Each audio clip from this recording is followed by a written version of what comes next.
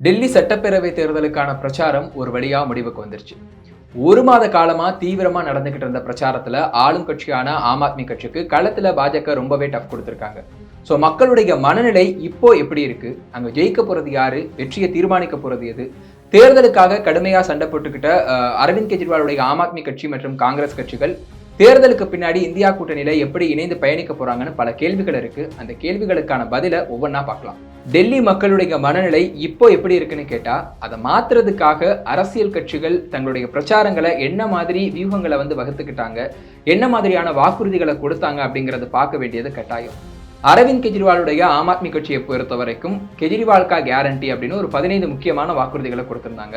அதுல சில முக்கியமான வாக்குறுதிகள்னு பார்த்தோம் அப்படின்னா, பெண்களுக்கு மாதம் ரூபாய் 2100 வழங்கக்கூடிய மகிழா சம்மான் யோஜனா, மூத்த குடிமக்களுக்கு அரசு மற்றும் தனியார் மருத்துவமனைகள்ல இலவச சிகிச்சை அளிக்கக்கூடிய சஞ்சீவனி யோஜனா திட்டம், பட்டியலின மாணவர்களுடைய கல்வி உதவித்தொகைக்காக டாக்டர் அம்பேத்கர் ஸ்காலர்ஷிப் யோஜனா, பள்ளி கல்லூரி மாணவர்களுக்கு பேருந்துல இலவச பயணம், மெட்ரோல 50% கட்டண சலுகை, இந்து மற்றும் சீக்கிய மதகுருக்களுக்கு 18,000 ரூபாய் மாத ஊதியம், ஆட்டோ ரிக்ஷா மற்றும் இ ரிக்ஷா ஓட்டுநர்களுடைய மகள்கள் திருமணத்திற்கு 1 லட்சம் ரூபாய் நிதியுதவி, குழந்தைகளுக்கு இலவச பயிற்சி, ஆயுள் காப்பீடா 10 லட்சம் ரூபாய் மற்றும் சுகாதார காப்பீடா 5 லட்சம்னு பல முக்கிய அம்சங்கள் இருக்கு. பாஜக விக்ஷித் டெல்லி சங்கல்ப் பத்ரா அப்படிங்கிற பேர்ல பல முக்கியமான வாக்குறுதிகளை கொடுத்திருக்காங்க. அதுல என்னென்னலாம் இருக்குன்னு பாத்தீங்கன்னா, பெண்களுக்கு மாதம் ரூபாய் 2500 வழங்கக்கூடிய மகிழா சம்ருத்தி யோஜனா, தீபாவளி மற்றும் ஹோலிக்கு இலவச சிலிண்டர்கள், ஏழை குடும்ப பெண்களுக்கு 500 ரூபாய்க்கு எல்பிஜி சிலிண்டர், கர்ப்பிணி பெண்களுக்கு 21,000 ரூபாய் நிதியுதவி, சேரி பகுதிகளில் 5 ரூபாய்க்கு உணவளிக்கக்கூடிய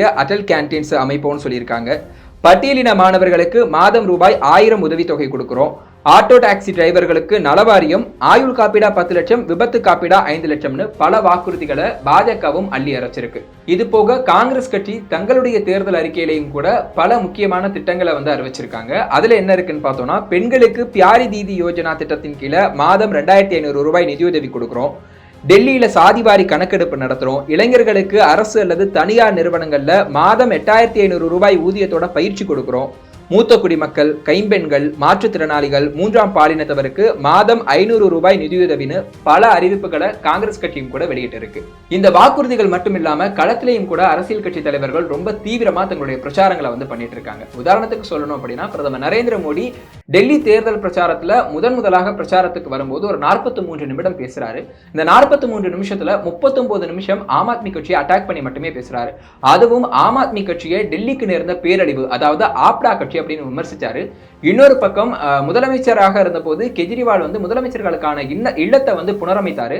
அந்த புனரமைத்ததை அந்த நடவடிக்கையை விமர்சிச்ச பிரதமர் நரேந்திர மோடி என்ன பண்ணாருன்னா, கெஜ்ரிவால் தனக்காக ஒரு சீஷ் மஹல், அதாவது கண்ணாடி மாளிகையை கட்டிக்கிட்டாரு அப்படின்னு விமர்சிச்சாரு. இன்னொரு பக்கம் அமித்ஷா தொடங்கி ஸ்மிருதி இரானி வரைக்கும் பாஜக இருக்கக்கூடிய முக்கியமான தலைவர்கள் டெல்லியுடைய வீதிகளில் இறங்கி பிரச்சாரத்தை மேற்கொண்டாங்க.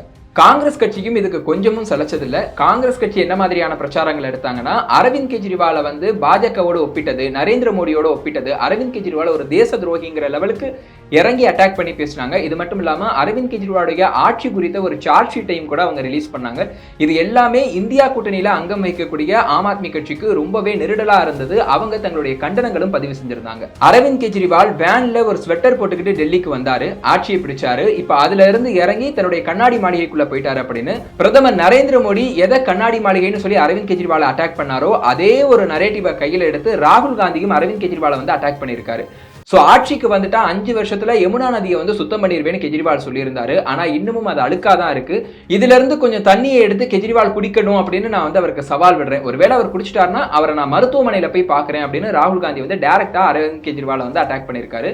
பிரச்சாரத்துக்கு போயிருந்த பிரியங்கா காந்தியும் கூட அரவிந்த் கெஜ்ரிவாலை தொழிலதிபர்களின் அடிமை அப்படின்னு சொல்லி கடுமையா விமர்சிச்சிருந்தாங்க. ஆனா அரவிந்த் கெஜ்ரிவால் இதுக்கெல்லாம் சளைக்காம பதிலடி கொடுத்திருக்காரு. 2,700 கோடி ரூபாய் வீட்டுல இருந்துகிட்டு 8,500 கோடி ரூபாய் பிளைட்ல பறந்துகிட்டு 10 லட்சம் ரூபாய்க்கு கோட் சூட் போடுற பிரதமர் மோடி மாதிரியான ஆட்கள் சீஷ் மஹல், அதாவது கண்ணாடி மாளிகையை பத்தி பேசுறது எல்லாம் சரியில்லை அப்படின்னு கடுமையா விமர்சிச்சிருக்காரு. கடந்த 10 ஆண்டுகளா மோடி தலைமையிலான அரசு உருப்படியா ஏதாவது செஞ்சிருந்தா இப்படி டெல்லி மக்களையும் அவங்களால தேர்வு செய்யப்பட்ட அரசாங்கத்தையும் குற்றம் சாட்டி இந்த தேர்தலை சந்திக்க வேண்டிய தேவை வந்திருக்காது. அவங்க தாங்க செஞ்சதை சொல்லி காட்டியே இந்த தேர்தலில் வாக்கு சேகரிக்க முடியும் அப்படின்னு கடுமையாக பாஜக அரசை விமர்சிச்சிருக்காரு. காங்கிரஸ் பத்தி பேசும்போது ரொம்ப சிம்பிளா அவங்க பாஜகவோட கூட்டு சேர்ந்து இந்த தேர்தலை சந்திக்கிறதா விமர்சிச்சிருக்காரு. டெல்லியில இருக்கக்கூடிய காங்கிரஸ்காரர்கள் காங்கிரஸ் கட்சிக்கு ஓட்டு போட்டா பாஜக தான் ஆட்சிக்கு வரும், அப்படி பாஜக ஆட்சிக்கு வந்துச்சு அப்படின்னா டெல்லியில ஆம் ஆத்மி கட்சி கொண்டு வந்த நலத்திட்டங்கள் எல்லாத்தையும் அந்த கட்சி வந்து நிறுத்திடும் அப்படிங்கிற ஒரு எச்சரிக்கையையும் டெல்லி மக்களுக்கு வந்து அரவிந்த் கெஜ்ரிவால் அனுப்பியிருக்காரு. ஸோ இது எல்லாம் பிரச்சார களத்துல தலைவர்கள் மத்தியில நடந்த அந்த உரையாடல்கள். அப்போ களத்துல இருக்கக்கூடிய மக்கள் என்ன மனநிலையில இருக்காங்கன்னு தெரியுமா?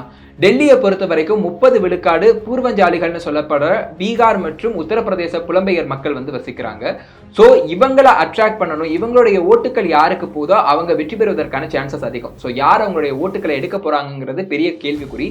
இதை குறி வச்சுதான் பாஜக வந்து பீகார்ல ஆட்சியில இருக்கக்கூடிய ஐக்கிய ஜனதா தளம் மற்றும் லோக் ஜனசக்தி பார்ட்டிகளுக்கு வந்து டெல்லி சட்டப்பேரவை தேர்தலில் தலா ஒரு தொகுதியை வந்து ஒதுக்கியிருக்காங்க.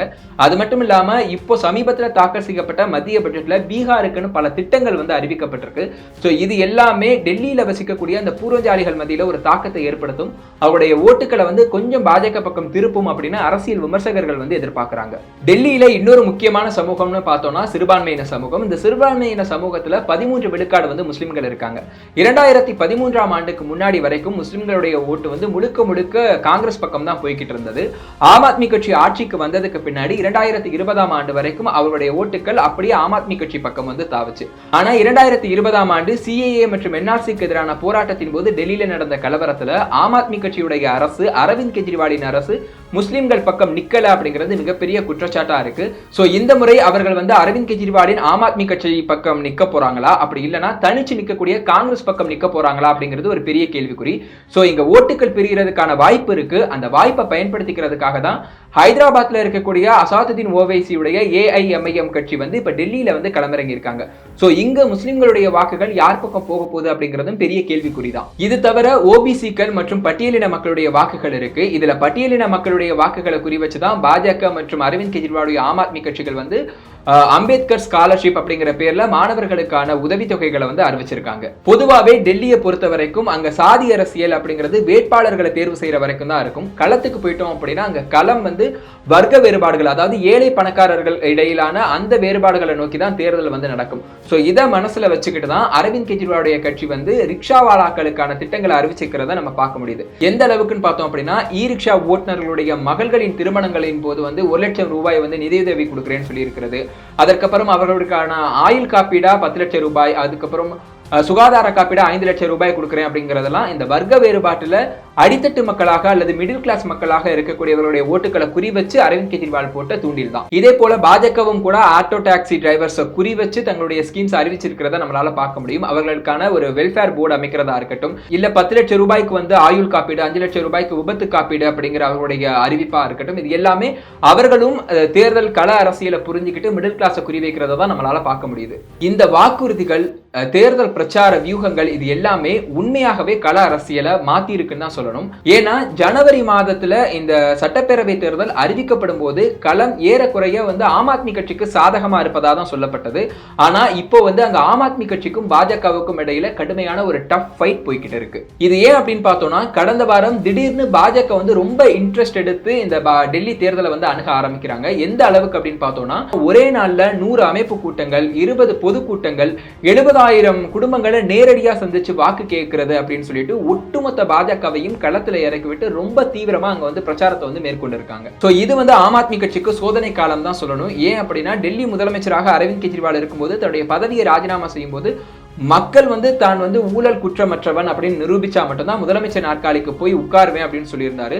ஸோ இந்த தடவை அவர் ஜெயிச்சாலும் கூட கடந்த 2020ஆம் ஆண்டு ஜெயிச்சதை விட ஒரு தொகுதி கூடுதலா ஜெயிக்கணும். அப்படி இல்லாட்டி அதே அளவுக்காவது 62 தொகுதிகளில் அவர் ஜெயிக்க வேண்டிய கட்டாயம் இருக்கு. அப்படி இல்லை அப்படின்னா பாஜக வந்து அவர் மீதான நம்பிக்கை வந்து மக்களுடைய நம்பிக்கை குறைஞ்சிருச்சு அப்படின்னு ஒரு பிரச்சாரத்தை, ஒரு நரேட்டிவை செட் செய்யறதுக்கான வாய்ப்புகளும் இருக்கு. சோ இந்த தேர்தலை பொறுத்த வரைக்கும் பாஜகவுக்கு எந்த அளவுக்கு கௌரவ பிரச்சனையோ அதே அளவுக்கு ஆம் ஆத்மி கட்சிக்கும் ஒரு வாழ்வா சாவா போராட்டம்.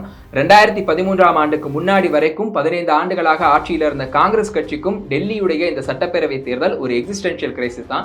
சோ யார் ஜெயிக்க போறாங்க அப்படிங்கிறத பிப்ரவரி 8ஆம் தேதி வாக்கு எண்ணிக்கை அன்னைக்கு பார்க்கலாம்.